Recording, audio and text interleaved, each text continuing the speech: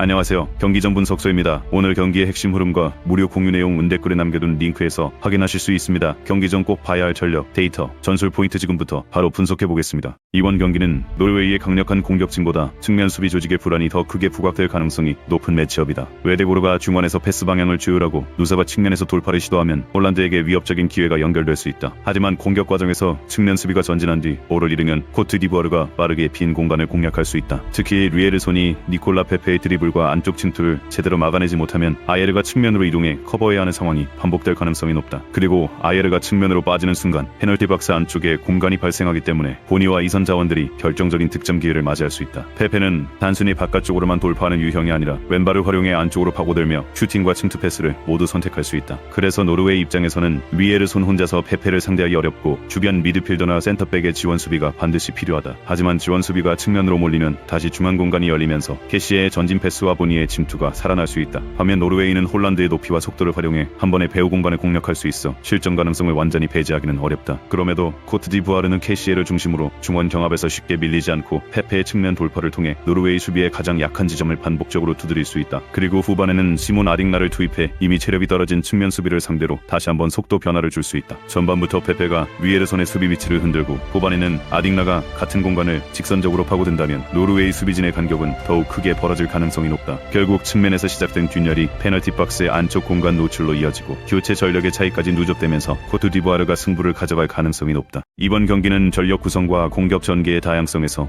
프랑스가 확실한 우위를 가져갈 가능성이 높은 매치업이다. 프랑스는 코네가 중원에서 상대 압박을 끌어낸 뒤 전진 패스를 공급하고 올리세가 페널티 박스 측면 하프 스페이스에서 볼을 받아 공격 방향을 결정할 수 있다. 두 선수가 짧은 간격으로 연결되면 페널티 박스 주변에서 유기적인 2대1 원투 패스가 살아나고 스웨덴의 윙백과 중앙 수비 사이를 반복적으로 공략할 수 있다. 그리고 수비 시선이 올리세 쪽으로 몰리는 순간 벤벨레가 반대 측면에서 1대1 돌파를 시도하거나 은바페가 중앙 뒷공간으로 빠르게 침투할 수 있다. 스웨덴이 중앙을 좁게 지키면 프랑스는 측면 폭을 넓혀 수비 블록을 벌릴 수 있고 측면을 보호하기 위해 윙백이 바깥으로 이동하면 다시 하프 스페이스가 열리는 구조다. 그래서 스웨덴 수비진 입장에서는 볼의 위치에 따라 계속해서 마킹 대상을 바꿔야 하며 한 번의 판단 지연이 곧바로 슈팅 허용으로 이어질 수 있다. 무엇보다 은바페가 상대 수비 시선을 교란하면서 오프사이드 트랩을 절묘하게 돌파해 들어가는 움직임은 스웨덴이 가장 통제하기 어려운 지점이다. 수비 라인을 높이면 은바페의 직선적인 침투를 감당하기 어렵고 반면에 라인을 낮추면 올리세와 코네에게 페널티 박스 주변에서 편하게 패스를 주고받을 공간을 내주게 된다. 스웨덴은 요케레스의 강한 전진성과 이삭의 유연한 움직임을 활용해 역습 기회를 만들 수 있지만 공격 전환의 출발점부터 프랑스의 압박을 벗어나야 한다. 프랑스가 볼을 잃은 직후 빠르게 주변을 압박하고 세컨드 볼까지 회수한다면 스웨덴의 투톱은 전방에서 패스를 기다리는 시간이 길어질 가능성이 높다. 결국 프랑스가 자연스럽게 점유율과 공격 주도권을 장악하면서 자신들에게 유리한 방향으로 경기를 풀어갈 공산이 크다. 경기 시간이 흐를수록 스웨덴의 수비 블록은 좌우 이동과 배후 대응을 동시에 반복해야 하며 그 과정에서 발생하는 간격을 프랑스의 공격진이 놓치지 않을 가능성이 높다.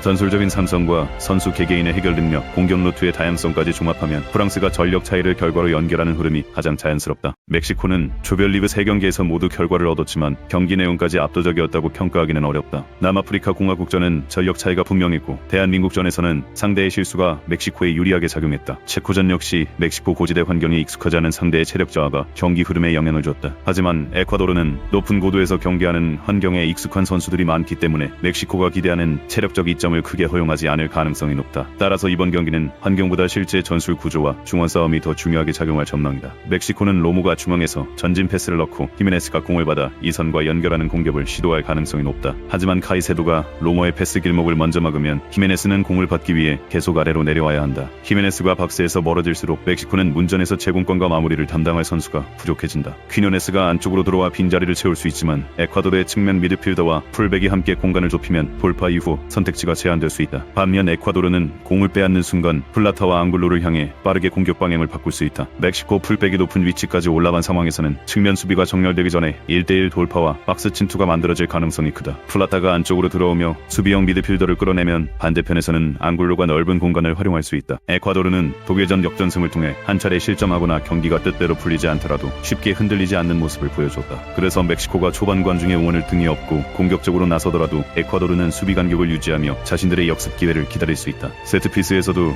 에콰도르가 더 구체적인 득점 패턴을 갖고 있다. 코너킥이 발생하면 니어 포스트로 강하게 뛰어들어 수비수보다 먼저 공을 건드리고 중간에서 헤더 방향을 바꾸며 문전 혼전을 유도할 수 있다. 멕시코가 첫 번째 헤더를 막는 데만 집중하면 뒤쪽에 떨어지는 공을 제대로 정리하지 못할 가능성이 있다. 결국 멕시코의 점유율이 높게 형성되더라도 결정적인 기회의 숫자와 질에서는 에콰도르가 밀리지 않을 전망이다. 중앙 압박으로 멕시코의 전진 패스를 막고 측면 전환과 코너킥으로 실질적인 득점 기회를 만드는 에콰도르가 토너먼트 승부에서 더 유리한 흐름을 만들 가능성이 높다. 오늘 경기 분석은 여기까지입니다. 더 자세한 경기 흐름과 무료 공유 내용은 댓글에 남겨둔 링크에서 확인하실 수 있습니다. 경기 전 핵심 정보는 경기 전 분석수에서 함께하세요. 구독, 좋아요, 알림 설정 부탁드립니다.